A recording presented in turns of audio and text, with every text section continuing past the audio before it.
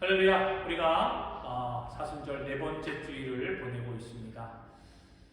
우리가 계속해서 이사야서의 말씀을 통해서 이 사순절을 보다 깊이 묵상하며 더욱더 주님의 부활의 그 기쁨에 그 영광에 참여하기를 원하며 또 우리가 말씀 가운데 나아가고 있습니다. 오늘도 우리가 주시는 이 말씀을 잘 듣고 또 믿음으로 승리하여서 하나님의 영광을 드러내고 정말로 기쁨의 소망 가운데 부활의 영광에 참여하는 저와 여러분 되기를 주님의 이름으로 간절히 축복합니다. 오늘은 이사야서 6장의 말씀을 우리가 함께 보았습니다.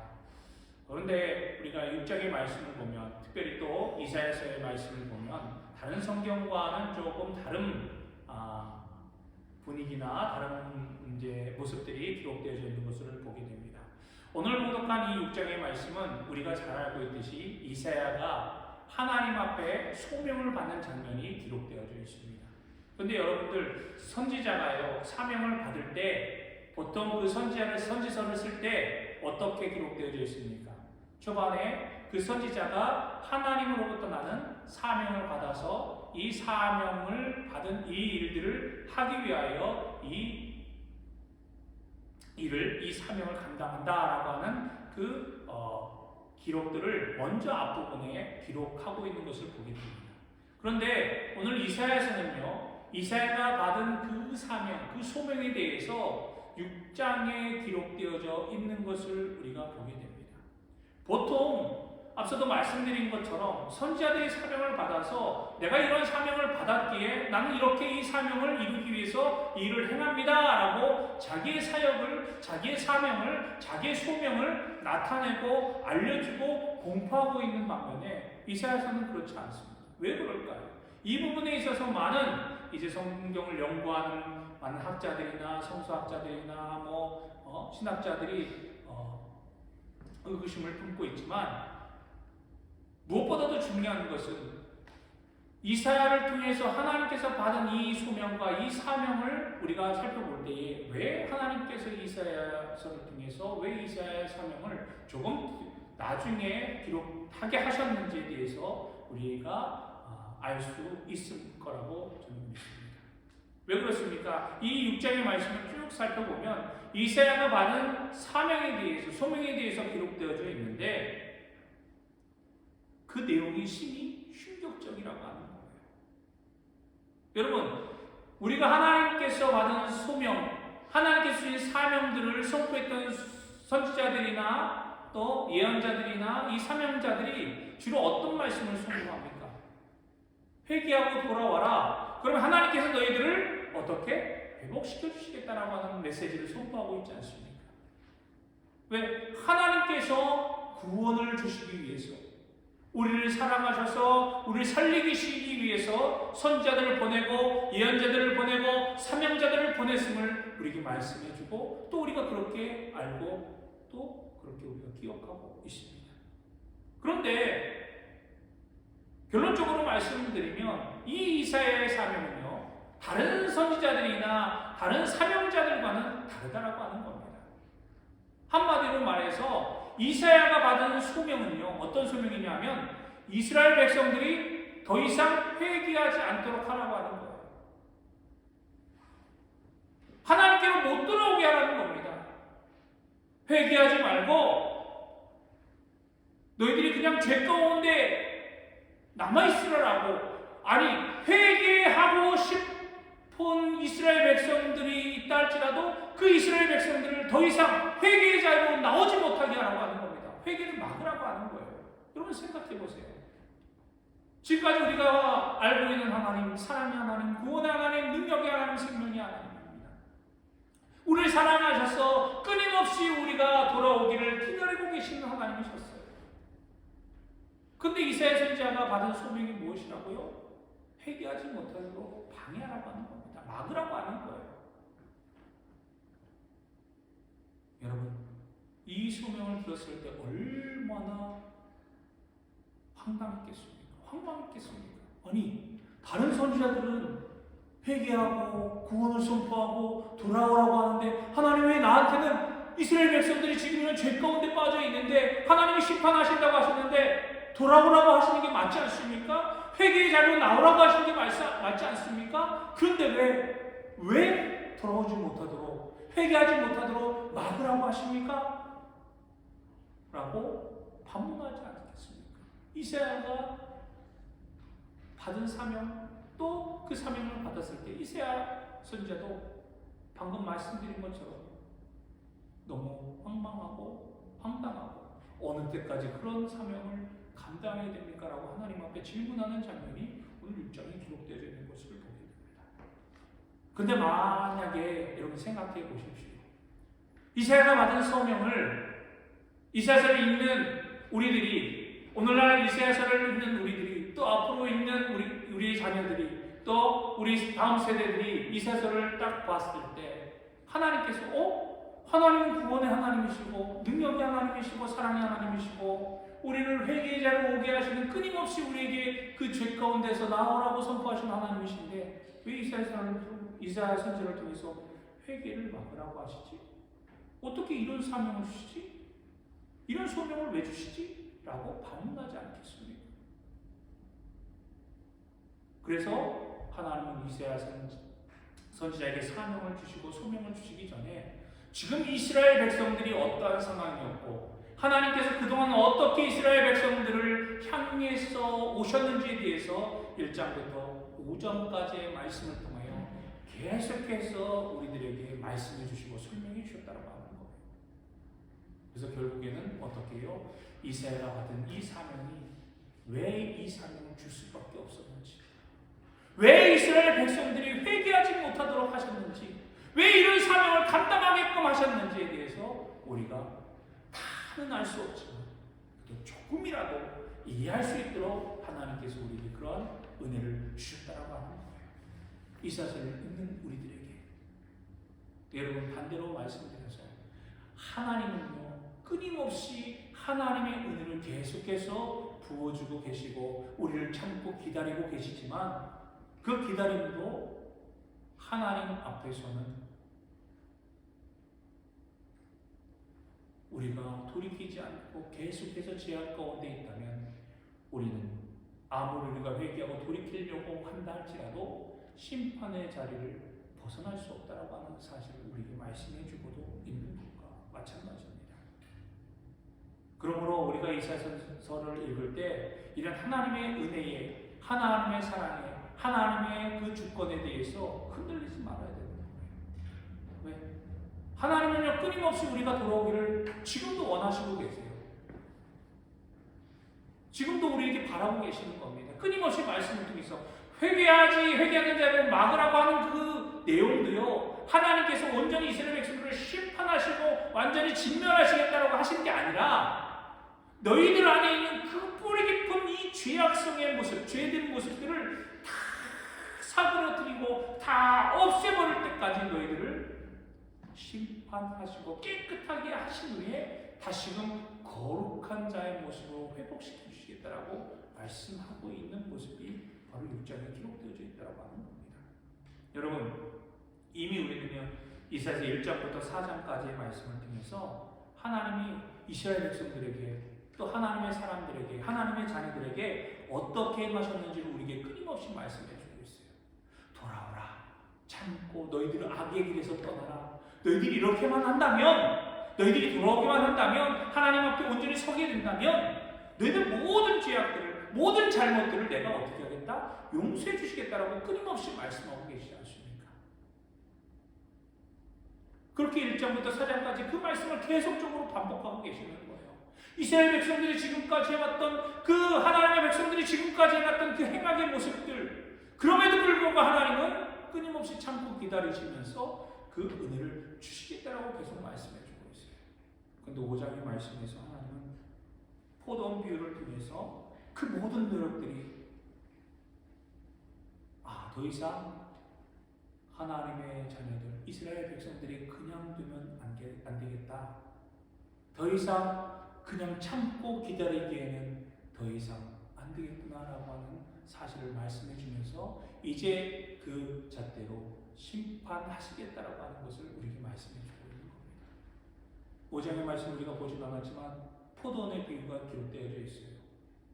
간략하게 말씀을 드리면요, 하나님께서는요, 그 땅을, 농부가 땅을 가지고 있는데 그 땅을 잘 갈아엎어서 가장 좋은 거, 극상품의 포도나무를 그 포도원에 심게 하셨습니다. 하나님께서 만들어 주신 거예요. 하나님께서 주신 거예요. 가장 최고급, 그 누구도 구할 수 없는 최고급의 포도나무를 그 농부에게 심도록 하셨어요. 그러면 생각해 보시죠. 가장 좋은 포도나무, 가장 최고의 품질을 가진 포도나무가 열매를 맺을 때 어떤 열매를 맺어야 됩니까? 당연히 최고급의 극상품의 포도를 열매를 맺어야 되지 않겠습니까?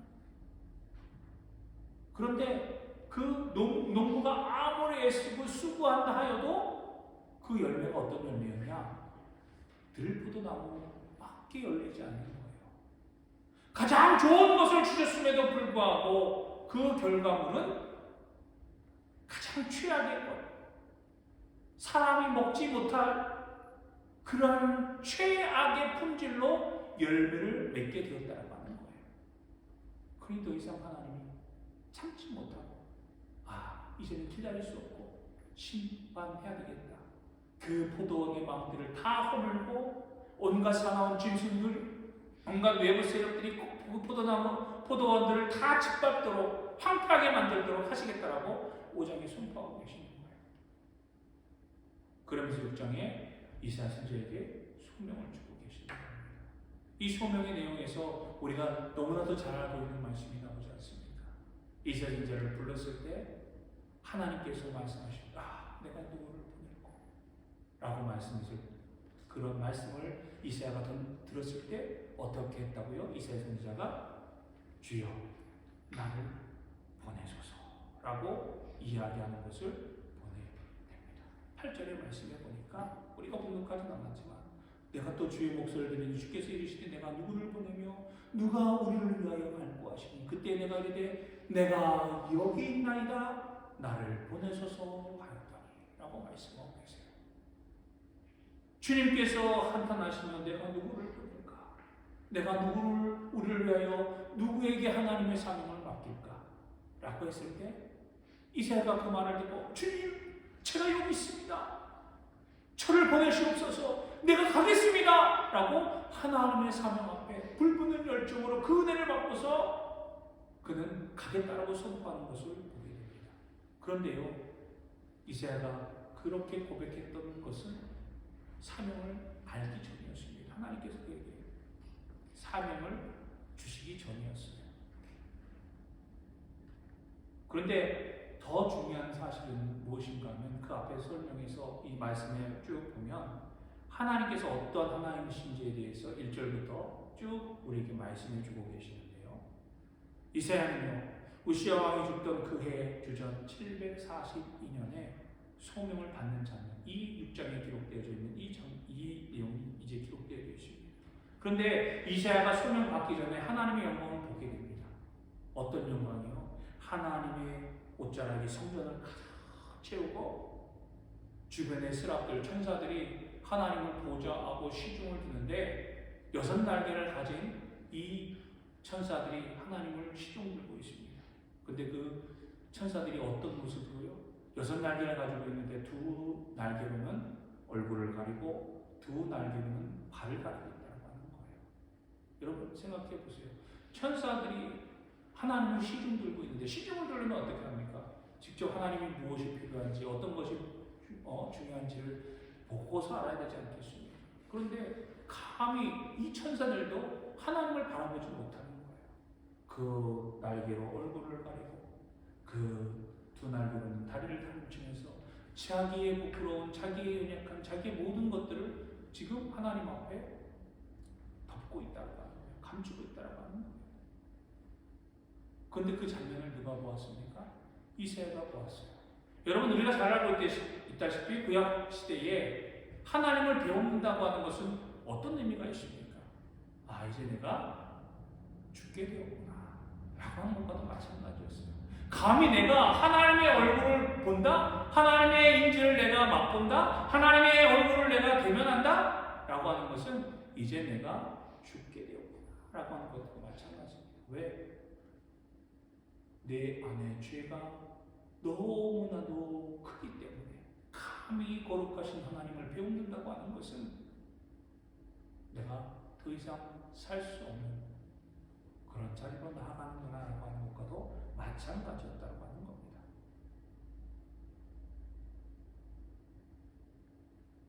그런데 그때에 천사가 어떻게 합니까? 이사야도 그런 생각을 하면서 이제 내가 죽게 되었구나. 내 죄가 너무 큰데 어떡하지? 하나님을 배웠다고 하는 것은 이제 내가 더 이상 살아갈 수 없구나 라고 그렇게 생각할 그때에 천사가 성전에 있는 불로 그 입술을 찢는 장면이 기록되어 있지 않습니까?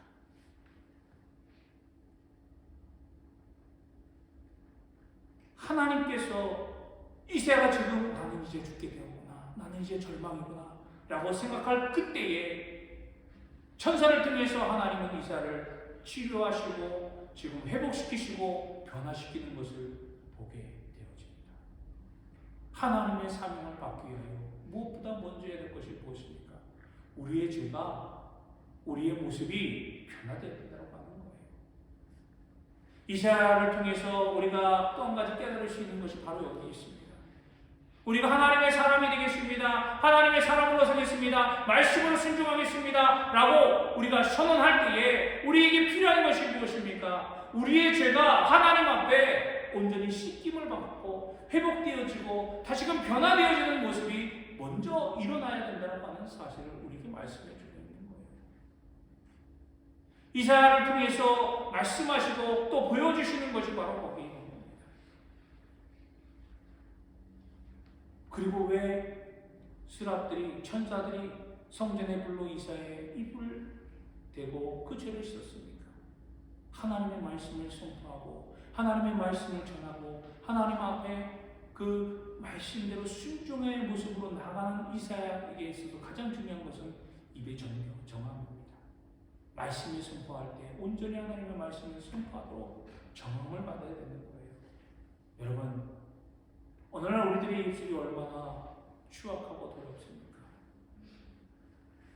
우리는 그렇지 않는다고 해도 계속해서 우리의 입술이 어떻습니까? 말만 번지르르하게 하고 말만 좋게 여기게 하고 말만 무엇인가 장황하게 하는 것처럼 막 만들어서 그런 말을 하지 않습니까? 임기응변에 뛰어난 그런 사람들, 그런 말들을 우리가 행하고 있지 않습니까? 그런데 하나님은 그것을 원하지 않는다고 하는 거예요.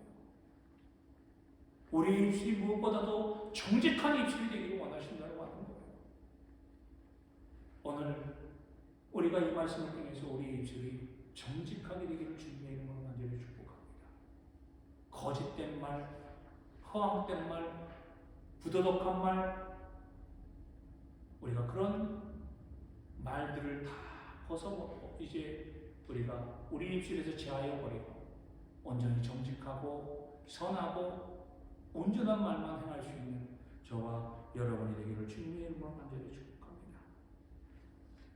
하나님의 말씀을 전하는 데 있어서, 하나님의 말씀을 실천하는 데 있어서, 하나님의 말씀을 우리가 봉독하고 또 그 말씀을 우리가 읽는 우리 입술이 무엇보다도 하나님 앞에 정직함으로 깨끗함으로 나아가는 그러한 모습이 우리 가운데 있어야 된다고 하는 겁니다. 그때 그리고 난 후에 이사야가 소명을 받게 되는 거예요. 하나님, 내가 누구를 보낼고 하나님 말씀에 음성을 듣고 그 음성 가운데 주님, 내가 여기 있습니다. 하나님, 내가 여기 있습니다. 나를 보내소서라고 하는 그러한 믿음의 고백으로 우리가 나갈 수 있게 되는 것입니다.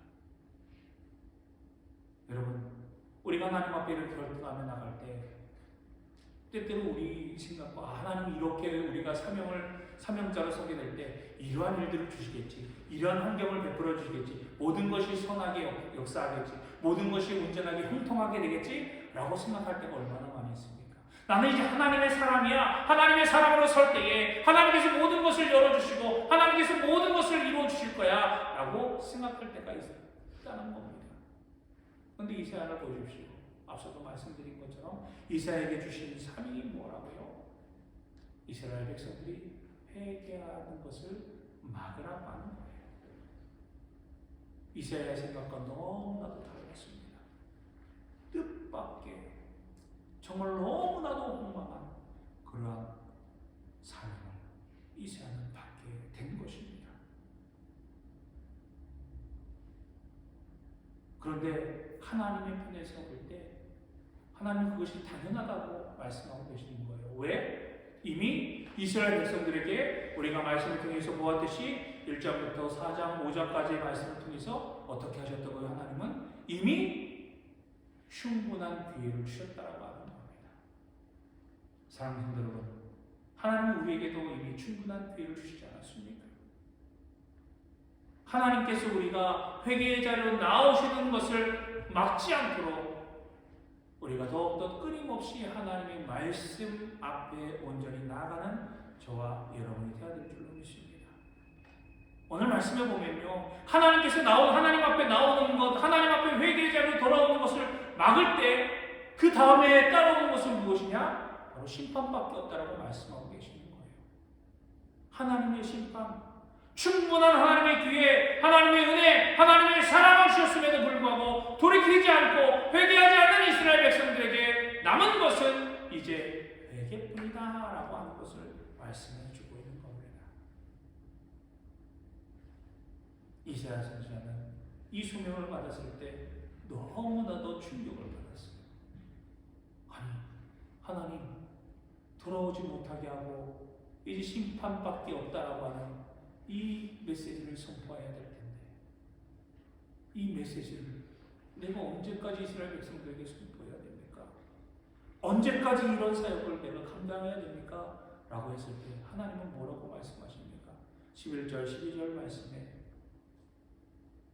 성읍들은 황폐하여 주민이 없으며 가옥들에는 사람이 없고 이 토지는 황폐하게 되며 여호와께서 사람들을 멀리 옮기셔서 이 땅 가운데 황폐한 곳이 많을 때까지다 라고 하는 거예요. 즉 쉽게 말해서 더 이상 사람이 살지 않는 온 땅이 황무지같이 변화가 될 때까지 너는 회개로 나오는 자들을 막으라고 하는 거예요. 더 이상 회개를 받지 않으시겠다고 하는 겁니다. 우리가 일전의 말씀에서도 보았잖아요. 하나님 앞에 아무리 열심히로 기도를 해도 하나님께서 듣지 않으시겠다. 하나님께 돌아오겠다라고 아무리 몸부림치고 아무리 노력을 해도 하나님께서 그것을 받아주지 않으시겠다고 한다면 우리 모든 노력과 우리 모든 것들이 허사가 될 수밖에 없음을 말씀해 주고 있습니다. 그리고 하나님 이사야를 통해서 뭐라고 말씀하세요?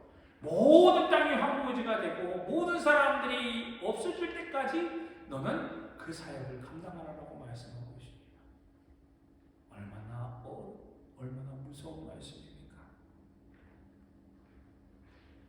그런데 하나님은요, 이것을 통해서 분명하게 말씀하시는 것은 모든 사람이 사라지고 모든 땅이 황폐해지지만 오늘 13절의 말씀을 보니까 그것이 모든 민족이 없어지고 모든 땅들이 황폐해지고 정말로 10분의 1만 남는다 할지라도 그 10분의 1까지도 다시 한번 하나님께서 심판으로 거두실 텐데 다 온전히 없애고 모든 것을 황폐하게 만들지 않으시겠다고 말씀하고 계세요.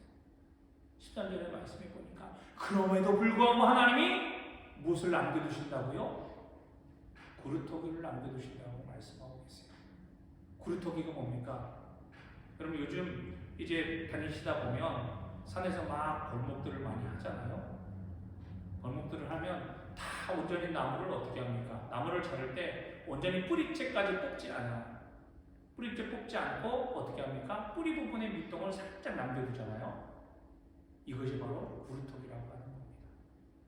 뿌리채 뽑지 않고 정말로 가장 밑부분을 잘라서 그 부분을 남겨두는 것이 바로 구루터기라고 이야기하는 겁니다.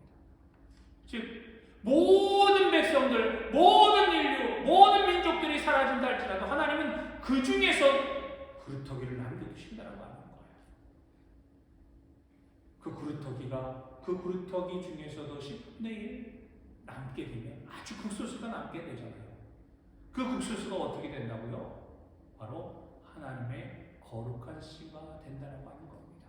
하나님의 거룩한 씨의 그루터기가 되기 위해서 어떤 사람들입니까? 아무리 회개의 자리로 나오지 못한다 할지라도 하나님으로부터 하나님의 말씀을 듣고 순종하는, 하나님께서 원하시고 하나님께서 찾으시는 그런 하나님의 사람들이 있다라고 하는 거예요. 사랑하는 성도 여러분,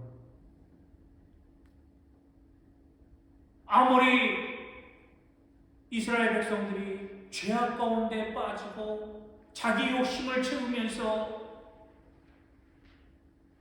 자기의 유익과 만족만을 위해서 모든 것들을 행한다 할지라도 하나님을 아는 지식이 없어서 망하게 된다 할지라도 그 중에서도 하나님을 알고 하나님을 찾는 하나님의 신실한 사람들이 있음을 우리는 깨달아야 된다는 거예요.